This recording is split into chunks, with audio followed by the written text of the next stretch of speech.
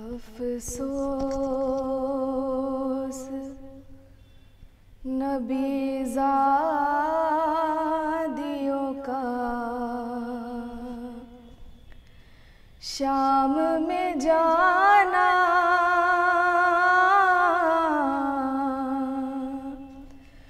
سجاد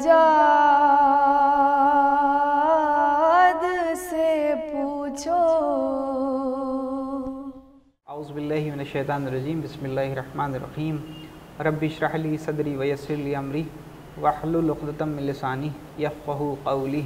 اللہم صلی علی محمد وآل محمد۔ معزز ناظرین، السلام علیکم ورحمۃ اللہ وبرکاتہ۔ میں آپ کا میزبان زین رضوی تعزیت پیش کرتا ہوں 25 محرم کے حوالے سے آپ سب کی خدمت میں، خصوصاً سرکار حجت یوسف زہرا حضرت امام مہدی علیہ السلام کی خدمت میں تعزیت پیش کرتا ہوں۔ آج کے دن کی مناسبت سے آپ سب کی خدمت میں حسینی چینل کے حوالے سے تعزیت پیش کرتا ہوں۔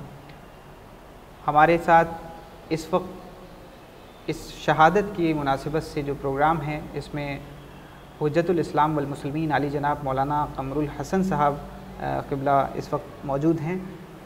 پہلی نشست میں آقا نے ہم سے بات کی تھی، امام کی علم اور شجاعت تک کی بات پہنچی تھی۔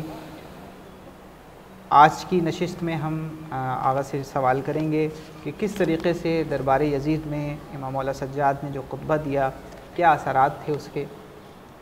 آئیے تعزیت پیش کرتے ہیں آقا کی خدمت میں اور اپنے سوالوں کا سلسلہ شروع کرتے ہیں۔ السلام علیکم ورحمۃ اللہ وبرکاتہ۔ علیکم السلام ورحمۃ اللہ وبرکاتہ۔ تعزیت پیش کرتے ہیں 25 محرم کے حوالے سے، تمام اراکین کے حوالے سے اور ناظرین کے حوالے سے آپ کی خدمت میں ہم چاہیں گے کہ تعزیتی کلمات آپ مومنین کی خدمت میں بیان کر دیں تاکہ ہم سوال کا سلسلہ شروع کر سکیں۔ اعوذ باللہ من الشیطان الرجیم، بسم اللہ الرحمن الرحیم۔ الحمدللہ رب العالمین، والصلاة والسلام علی اہلہ وما لأہلہا۔ اما بعد، ہم تمام شیعان حیدر کرار بالخصوص امام زمانہ علیہ السلام کی خدمت میں تعزیت و تسلیت پیش کرتے ہیں، اور اس کے علاوہ وہ ماں جو کربلا سے کوفہ، کوفہ سے مدینہ، بی بی زہرا سلام اللہ علیہا کی خدمت میں بھی آپ کا پرسہ آپ کی دادی خدمت میں پیش کرتے ہیں۔ ہماری بات ہوئی تھی امام کے اخلاق اور شجاعت اور تبلیغ کی، اس سے بات چل رہی تھی پچھلی نشست میں۔ ہم چاہیں گے کہ جو دربار یزید میں آپ نے خطبہ دیا، اس خطبے کے کیا اثرات تھے وہ بھی بیان کر دیں تاکہ لوگ اس سے۔ جو امام نے خطبہ فرمایا ہے، اس کی شان جو تاریخ میں ہے اور جو الفاظ ہیں، اگر آپ اس کو بغور پڑھیں اور ان الفاظ پہ غور کریں تو جو سما ہے، اس سمے کو سما جو اس وقت بندھا تھا امام کے خطبے سے، اسے آپ محسوس کر سکتے ہیں کہ مولا نے فرمایا اسکت کہنا تھا کہ ابھی تک جو شور و غل ہو رہا تھا، جو آواز بیان ہو رہی، سب خاموش ہو گئے۔ اس سے پہلے میں ایک بات اور یہ کہنا چاہوں گا کہ جب سب لوگ تقریر کر چکے تو امام نے فرمایا کہ مجھے اجازت ہے میں بھی کچھ بولوں۔ جو یزید نے اجازت نہیں دی آپ کو پہلے، لوگوں نے کہا کہ ارے بیمار ہے، قیدی ہے، زنجیروں میں جکڑا ہے، کیا بولے گا، بولنے دو۔ تو امام کھڑے ہوئے، اور جب امام نے اسکت کہا تو ایک سناٹا طاری ہو گیا، سب خاموش، کہیں سے، یعنی جو کہا جائے کہ سوئی بھی گرتی تو اس کی آواز سنائی دیتی۔ یہ امام کی ہیبت تھی۔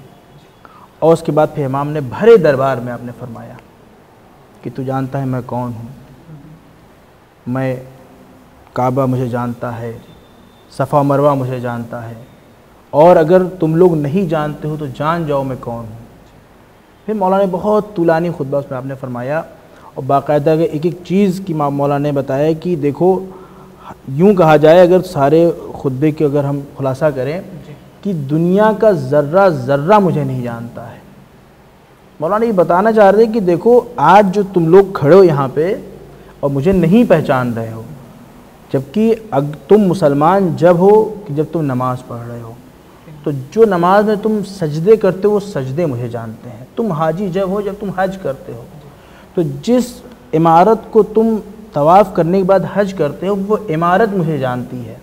اگر تمہیں معرفت نہیں ہے تو جاؤ تم خانہ کعبہ کی دیواروں سے، اس پہ پڑے ہوئے پردے سے، اس پہ نصب ہوئے حجر اسود سے پوچھو کہ میں کون ہوں. تمہیں وہ میری معرفت بتائیں گی میں کون ہوں. یعنی دنیا کا ذرہ ذرہ مجھے جانتا ہے. اس کے بعد پھر صرف یہیں پہ نہیں امام ٹھہرے ہیں، پھر اس ملعون یزید کی بھی پوری حقیقت بیان کر دی. جبکہ وہاں پہ اس کے حوالی موالی بیٹھے ہوئے ہیں، دربار سجا ہوا ہے، تماشائیوں کا ملوہ عام ہے، سب بیٹھے ہوئے ہیں، اور یہاں پہ مولا دکھانا چاہ رہے ہیں کہ میری شجاعت تمہاری زنجیر میں قید نہیں ہے. تم یہ سوچو کہ تم نے مجھے قید کر لیا، تو یہ میں قید نہیں ہوں. یہ میری شجاعت اگر تم دیکھنا چاہتے ہو تو میں بھرے دربار میں تمہاری جو حقیقت ہے وہ کھول کے رکھ دوں گا. اور امام نے ان کی حقیقت کھول دی کہ تم کیا ہو اور میں کیا ہوں. اور لوگوں پہ آشکار ہو گیا کہ یزید، اور صرف یہی نہیں ہوا، مولا کے خطبے سے وہاں ایک عجیب ہڑکم مچ گئی. یوں کہا جائے کہ جیسے کہ محل یزید میں ایک زلزلہ آ گیا. کفر کی دیوار ہلنے لگی، نفاق کی بنیاد کمزور ہونے لگی، ہر طرف حق اور حقانیت کا بول بالا ہونے لگا. اور یہیں پہ بات ختم نہیں ہوئی، اب انہیں کچھ سجھائی نہیں دے رہا تھا، کریں کیا، کیسے روکا جائے امام کو. تو اب اس وقت باقاعدہ تاریخ میں ہے کہ یہ اس نے اذانیں کہلوانا شروع کر دی. اور ایک نہیں، ایک ساتھ 7 لوگوں نے اذانیں کہنا شروع کی. اور جیسے اذان کی آواز شروع ہوئی، اذان اس لیے دلوا دی کہ امام بول نہ سکے، امام رک جائیں. اچھا آپ اگر غور کریں تو دیکھیں کہ ان کا یہ عمل بھی ان کے خلاف ہے، کیونکہ اذان کے احترام میں امام خاموش ہو جا رہے ہیں. یقیناً. تو یہ خود اس بات کی دلیل ہے کہ امام ہی ہیں جو اللہ کے پرچم اور دین اسلام کے پرچم کو بلند کرنے والے ہیں. بالکل. جب اذانیں ہو رہی تھی تو امام خاموش ہو جاتے ہیں، اور جیسے ہی یہ بات آتی ہے اشہد ان محمد رسول اللہ، تو فوراً امام کہتے ہیں اچھا یہ بتاؤ یہ تیرے جد ہے یا میرے جد ہے. وہ خاموش ہو جاتا ہے. تو اس طرح سے مولا نے پوری طرح سے حق اور باطل کے آئینے کو بالکل الگ الگ کر کے آئینہ دکھا دیا لوگوں کو کہ آج بھی تم اگر اب یہ کہہ دو کہ کربلا کے بعد بھی ہم نہیں پہچان پائے تھے، تو یہ کوفیوں یا شام والوں تم یہ کہہ نہ سکو. ساری حقیقت مولا نے ان کے سامنے بیان کر دی. خود بات کی واقعات کربلا کے بعد آپ کی حیات کتنی رہی اور کس طریقے سے تبلیغ آپ نے کی ہے، یہ بھی آپ. امام کی کل عمر 57 سال تھی. جب آپ کربلا میں تھے تو اس وقت آپ کی عمر 34 سال تھی. 24 سال 24 سال آپ کربلا میں تھے. تو اس کے بعد جو آپ کی عمر بچتی ہے کل 37 سال کی عمر آپ کی بچتی ہے. واقعات کربلا کے بعد 37 سال آپ حیات سے رہے، اور آپ نے دین کی تبلیغ کی دعاؤں کے ذریعے سے، اپنے اصحاب کے ذریعے سے، چونکہ بہت پابندیاں پہ لگی ہوئی تھیں. آپ کے جانے آنے پہ جاسوس لوگ تھے، آپ کھلے عام تبلیغ نہیں کر سکتے تھے. تو مولا اپنے اصحاب کرام کے ذریعے سے اپنے پیغامات پہنچایا کرتے تھے، اور دعاؤں کے ذریعے سے لوگوں تک اپنی بات پہنچاتے تھے. اور اس کے علاوہ جب بھی مولا عبادت کے بعد بھی جب مولا اپنے بابا کو یاد کرتے تھے تو گریہ کیا کرتے تھے. ہم گریہ پر بھی بات کریں گے، لیکن سب سے پہلے ہم چاہیں گے کہ آپ دعائے صحیف سجادیہ جو کہ امام سے منسوب ہے اس کے بارے میں بتا دیں، اس کی عظمت و اہمیت کیا ہے اور کس طریقے سے اس کو پڑھا جائے. صحیف سجادیہ کہ اگر عظمت کو ایک لائن میں سمجھنا ہے تو اس کے لیے اتنا ہی کافی ہے کہ صحیف سجادیہ کو زبور آل محمد و انجیل آل محمد کہا گیا ہے. اس کے علاوہ صحیف سجادیہ میں قریباً 54 دعائیں ہیں. اس کے علاوہ بھی دعائیں تھیں لیکن جو بچی ہیں 54 دعائیں ہیں، لیکن ان کی جو طریقہ بیان کیا گیا ہے کہ اللہ سے گفتگو کیسے کی جائے، اور الگ الگ موضوع پہ، اور باقاعدہ یہ بھی آداب دعا بتایا گیا ہے کہ کس طرح سے بندہ خدا سے مانگے. آج ہم لوگ کا طریقہ کار یہ ہے، جب دعا کی بات آئی تو میں بیان کر دوں اپنے بھائیوں کے لیے کہ جب ہم دعا کرنے بیٹھتے ہیں یا دعا کرنے کے لیے کھڑے ہوتے ہیں تو ایک ہمارے پاس ایک لسٹ ہوتی ہے. جیسے اگر ہم سامان لینے جا رہے ہوتے ہیں دکان پہ تو ایک لسٹ ہوتی ہے، دعا کے لیے ایک لسٹ ہوتی ہے، وہ پڑھتے چلے جاتے ہیں ہمیں یہ مل جائے، ہمیں یہ مل جائے، ہمیں مل جائے. امام نے طریقہ بتایا کہ جب تم دعا مانگو تو باوضو رہو. جب تم دعا مانگو تو تمہارا چہرہ قبلہ کی طرف رہے، یعنی کہیں بھی کھڑے ہو کے مانگو. یہ ایک الگ بات ہے، خدا ہر طرف ہے، لیکن ہر چیز کا ایک طریقہ ہے کہ قبلہ رخ ہوں، باوضو ہوں، آنکھوں سے اشک جاری ہو جب آپ خدا سے مانگ رہے ہوں، اور سب سے اہم بنیادی چیز ہے کہ آپ کے دل میں یقین ہونا چاہیے کہ ہم جس سے مانگ رہے ہیں وہ عطا کرنے والا ہے۔ یہ نہیں کہ بس ہم اپنا ایک زندگی کا ایک روٹین، بہت سے لوگ سوال آتے ہیں کہ مولانا صاحب دعائیں نہیں قبول ہو رہی ہیں، یا ہم نے منت مان رکھی ہے، کام نہیں ہو رہا، وہ کام نہیں ہو رہا ہے۔ چونکہ ہمارا طریقہ بڑا عجیب ہے، ہم نے ایک عادت بنا لی ہے۔ ایک جملہ اکثر میں کہا کرتا ہوں کہ ہمیں عبادت کو عادت نہیں بنانا چاہیے، عبادت کو عبادت کی طرح انجام دینا چاہیے۔ اور سب سے بڑی غلطی ہماری یہ ہے اس وقت جو معاشرے میں کہ دعا کو ہم نے عبادت سے الگ کر دیا ہے۔ دعا ایک الگ شے ہو گئی ہے، ایک الگ عمل ہو گیا ہے، اور عبادت ایک الگ ہو گئی ہے۔ درحالانکہ دعا خود ایک عبادت ہے۔ اگر آپ دعا صحیح طریقے سے کر رہے ہیں، اگر آپ خود غور فرمائیں کہ معصومین کو کیا ضرورت ہے، معاذ اللہ نعوذ باللہ انہوں نے کوئی گناہ نہیں کیا ہے، خاتم المرسلین نے کوئی گناہ نہیں کیا ہے، امام حسین السلام نے کوئی گناہ نہیں کیا ہے، لیکن میدان عرفات میں آپ جس طرح سے مانگ رہے ہیں، تو یہ طریقہ بتا رہا ہے کہ دعا ایک عبادت ہے، جس کا طریقہ امام سجاد علیہ السلام نے صحیفہ سجادے میں آپ تعلیم فرمایا ہے۔ اور مختلف عناوین پہ آپ کی دعائیں ہیں، کس طرح سے اللہ سے توحید ہے اس میں۔ اب آپ غور فرمائیں کیا طریقہ ہے مولا کا کہ صحیفہ سجادے توحید اس میں بیان ہو رہا ہے، توحید خدا، عدل الہی، یہ سب مولا نے اس دعا میں بیان کیا ہے۔ تو بلکہ میں اپنے نوجوان بھائیوں سے تاکید کروں گا کہ چاہے ایک دفعہ آپ صحیفہ سجادے ضرور پڑھیں، انشاءاللہ آپ کو اپنی تمام مشکلات کا حل بھی ملے گا، اور ہمیں یہ بھی ملے گا کہ ہماری حقیقت کیا ہے جو امام نے بیان فرمائی ہے۔ یہ اس کی عظمت و اہمیت ہے۔ جی، اس کا صحیح طریقہ جو ہے اور وقت کیا ہے، کوئی وقت مقرر کیا گیا ہے؟ نہیں، کوئی خاص وقت مقرر نہیں ہے آپ اس جب کا، چاہیں تو پڑھ سکتے۔ البتہ اگر آپ دعاؤں کے حوالے سے کہیں جی تو دعاؤں کے لیے بہترین وقت ہے کہ شب کی تاریکی، کہ جب پوری دنیا سو چکی ہو اور ایک سناٹا ہو، کہ صرف عبد ہو اور معبود ہو، سبحان اللہ۔ خدا ہو اور بندہ ہو، کہنے والا ہو اور سننے والا ہو، مانگنے والا ہو اور دینے والا ہو۔ اس موقع پہ جب آپ بالکل، اور خدا نے جو طریقہ بیان، جو خدا کے بارے میں جو معصومین نے طریقہ بیان کیا مانگنے کا، کہ آپ اس طرح سے مانگیں کہ جس طرح سے ایک چھوٹا بچہ اپنی ماں سے دودھ مانگ رہا ہوتا ہے۔ اور آپ غور فرمائیں کہ جب بچہ ماں سے دودھ مانگ رہا ہوتا ہے تو اس کے دل میں یقین ہوتا ہے، کسی اور کی طرف وہ نہیں بڑھتا، صرف ماں کی طرف بڑھتا ہے، اور چاہے ماں کچھ بھی کر رہی ہو، لیکن وہ ماں سے ہی مانگتا ہے، باپ سے نہیں مانگتا ہے۔ اور جہاں پہ بات اگر یہاں تک آ گئی تو میں ایک بات اور آپ کے سامنے عرض کرنا چاہوں گا کہ جو ماں کے دل میں محبت ہے وہ محبت کا صرف 1% ہے، خدا کے پاس 100% ہے۔ اب آپ غور فرمائیں کہ ماں اس کی محبت کی 1% کا ایک ادنا سے نمونہ ہے، تو خدا کتنا مہربان ہوگا۔ تو تاریکی میں، اکیلے میں، خاموشی میں خدا سے مانگیں، اور وہ بہترین طریقہ ہے۔ آنکھوں میں اشک ہو، دل میں یقین ہو، خدا عطا کرنے والا ہے۔ سبحان اللہ۔ آگا اب ہم بات کریں گے کہ امام کی شہادت سے متعلق بھی بات ہو جائے یہاں پر، کہ کس طریقے سے آپ کی شہادت واقع ہوئی اور کیا وجہ تھی۔ مولا کی شہادت کے سلسلے میں پہلے ایک بات اور عرض کرنا چاہوں گا کہ مولا کی زندگی اکثر مولا گریہ و زاری میں گزری تبلیغ دین کے علاوہ، اور دو واقعات، دو حالات جو مولا کے سامنے اکثر پیش آتے تھے۔ ایک واقعہ تو یہ ہے کہ جب مولا اتنا گریہ کرتے تھے کہ دن بھر گریہ کرتے کرتے جب ان کے چاہنے والے گزرتے تھے، تو ایک دفعہ کا واقعہ کہ منہال نے پوچھا کہ مولا کتنا گریہ کریں گے آپ۔ مولا کے اس جملے سے ان کے درد کا اندازہ لگائیے کہ آپ نے فرمایا کہ منہال، میرے 18 یوسف مجھ سے جدا ہو گئے، یعقوب کا صرف ایک یوسف بچھڑا تھا، اور تم مجھ سے کہہ رہے ہو کہ میں گریہ نہ کروں، یہ تمہارا انصاف نہیں ہے۔ اور دوسرا درد مولا کا، اس سے آپ غور فرمائیں کہ جب بھی کوئی جانور ذبح کیا جاتا تھا مدینے میں، ہٹا لیا جاتا تھا کہ مولا کی نظر نہ پڑے۔ اور صرف یہ نہیں بلکہ کوئی ذبیحہ اگر ٹنگا ہوتا تھا اسے چھپا دیا جاتا تھا کہ مولا دیکھے نہ۔ تو جیسے ہی مولا گوشت دیکھتے تھے تو ایک ہیجانی کیفیت ان کے اوپر طاری ہو جاتی تھی۔ ایک دفعہ مولا راستے سے گزر رہے تھے تو ایک قصاب تھا، وہ جلد بازی میں ڈھک نہیں پایا تھا اپنے جو ذبیحہ تھا اس کو، مولا کی نظر پڑ گئی تو مولا نے سوال کیا کہ یہ بتاؤ کہ جب تم اس کو ذبح کرنے جا رہے تھے تو کیا تم نے خنجر اور چاقو کو تیز کیا تھا؟ نے کہا ہاں مولا میں نے تیز کیا تھا.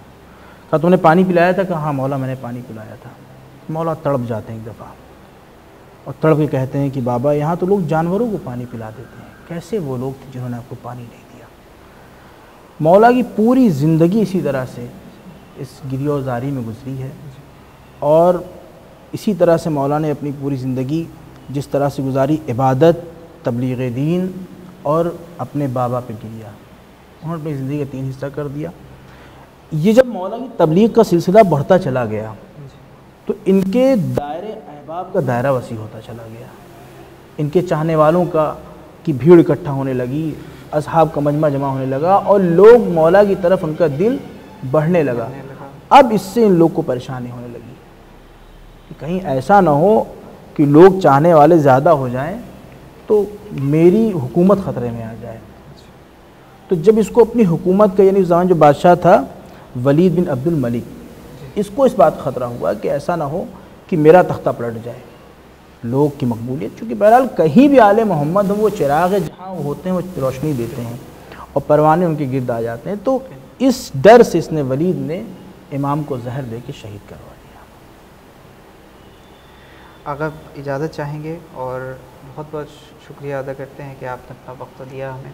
ہم تمام اراکین کے حوالے سے اور ناظرین کے حوالے سے آپ کو ایک بار پھر سے تعزیت پیش کرتے ہیں, اور آخر میں چاہتے ہیں کہ کیا پیغام دینا چاہیں گے آپ بچوں کو, جوانوں کو, مومنین کو اس حسینی چینل کے حوالے سے اور امام کی شہادت کے حوالے سے؟ سب سے پہلے میں حسینی چینل کے حوالے سے کہنا چاہوں گا کہ حسینی چینل جس طرح سے خاص مواقع پہ, یعنی یوں کہا جائے کہ ایک وہ چیز جو ہمارے درمیان سے ختم ہو گئی تھی, ہمارے جوان, ہمارے بچے نہیں سمجھ پا رہے تھے کہ کون سا موقع ہے, ولادت کب ہے, شہادت کب ہے, تو بہت بڑی خدمت یہ اس چینل کی ہے کہ یہ ہم لوگ کو, ہمارے بچوں کے لیے ہے کہ کم از کم جب وہ ٹیلی ویژن آن کرتے ہیں تو ان کے پاس ایک آپشن ہے کہ جس کے ذریعے سے وہ اپنی ولادت, شہادت, اس کے بارے میں آشنائی ہوتی ہے. اس کے علاوہ ہمارے بزرگان بہت دعا دیتے ہیں اس سلسلے میں, کیونکہ بیچارے پیر سے معذور تھے, مجلسیں ہو جاتی تھی, نہیں جا پاتے تھے, لیکن اس چینل کے حوالے سے انہیں بہت سی مجلسیں, بڑی بڑے اشرے وہ گھر بیٹھے دیکھ سکتے ہیں اور مولا پہ گریہ بھی کرتے ہیں, انہیں پرسہ بھی دیتے ہیں, اور بلکہ حسینی چینل کے لیے بھی دعا بھی کرتے ہیں کہ جس طرح سے ان لوگوں نے اس غم کو لوگوں تک, گھر گھر تک پہنچانے میں حصہ لیا, اور اس لیے ہم اس کی حسینی چینل کی کامیابی کے لیے دعا گو بھی ہیں اور شکر گزار بھی ہیں. اور سب سے گزارش بھی ہے کہ آپ لوگ حسینی چینل کو زیادہ سے زیادہ دیکھیں, کیونکہ جتنی مناسبتیں ہوتی ہیں اس سے متعلق اور اس کے علاوہ اخلاقیات, بچوں کی تربیت اور دیگر عناوین سے اس چینل پہ پروگرام آتے رہتے ہیں, انشاءاللہ آتے رہیں گے. بہت بہت شکریہ. تو یہ تھے ناظرین حجت الاسلام والمسلمین علی جناب مولانا قمر الحسن صاحب, جو کہ اس وقت ہم سے چوتھے امام زین العابدین علیہ السلام کی شہادت کے حوالے سے بات کر رہے تھے. آقا نے جس طریقے سے امام کی حیات طیبہ پر ہم سے بات کری ہے اور جس طریقے سے بچوں نے اس کو سنا ہے, انشاءاللہ مستفید ہوں گے. امام کے حوالے سے جو بھی باتیں آپ تک پہنچائی ہیں, منظوم نذران عقیدت پیش کر رہی ہیں قاہر کلثوم فاطمہ نقوی سماعت فرماتے ہیں, اور اب اپنے میزبان زین رضوی کو دیے اس امید کے ساتھ اجازت کہ پھر حاضر ہوں گا ایک نئی شخصیت کے ساتھ. والسلام علیکم ورحمۃ اللہ وبرکاتہ. افسوس نبی زادیوں کا شام میں جانا,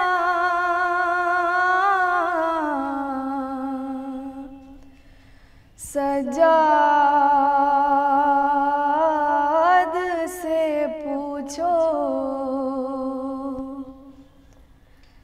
سر ننگے وہ ماں بہنوں کا دربار میں جانا,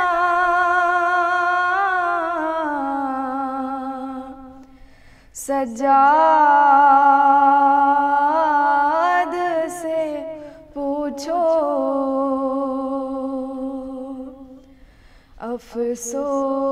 افسوس نبی زاد شام میں جانا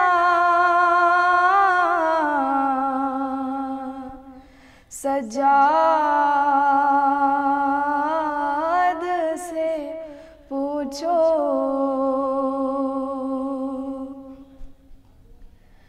چھپتی تھی نبی زادی نبی زاد کے پیچھے کس شرم و حیا سے چھپتی تھی نبی زادی نبی زاد کے پیچھے کس شرم و حیا سے اور شمر کا ان بیبیوں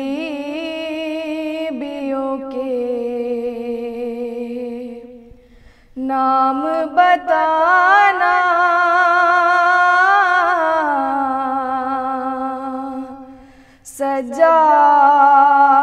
سجاد سے پوچھو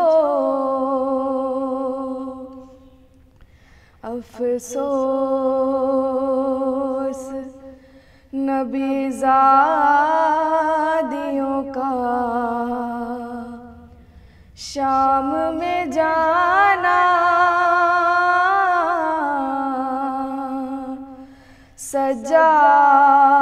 سجاد سے پوچھو بیٹھے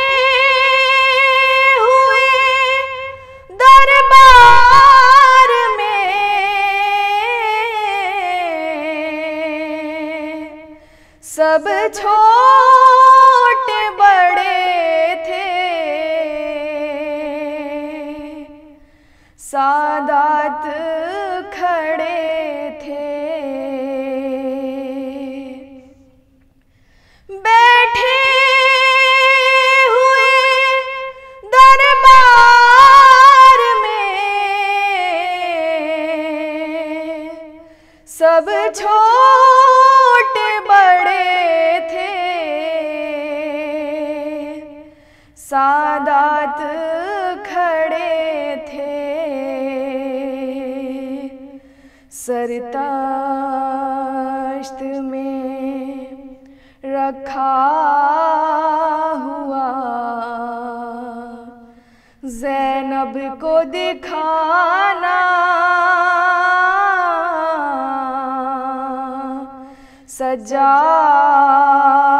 سجاد سے پوچھو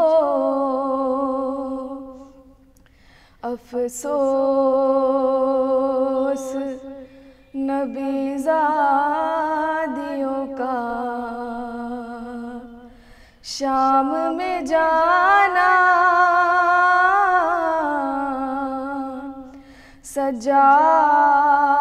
سجاد سے پوچھو جب دختر شبیر نے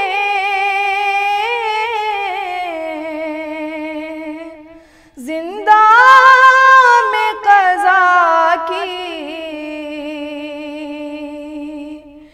آفت کی گھڑی تھی جب دختر شبیر نے زندہ میں قضا کی آفت کی گھڑی تھی وہ نانی سی میت بندھے ہاتھوں سے اٹھانا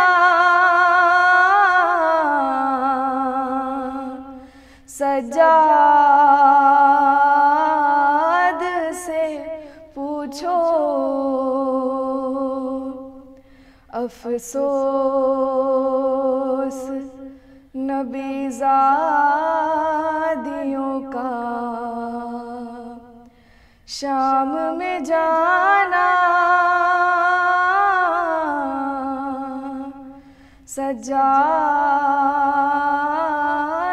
سے پوچھو جب غسل سکینہ کو وہاں دے چکی غسال، تھا سب کا برا حال جب غسل سکینہ کو وہاں دے چکی غسال، تھا سب کا برا حال، اس نانی سی میت پہ نشان رسی کے پانا،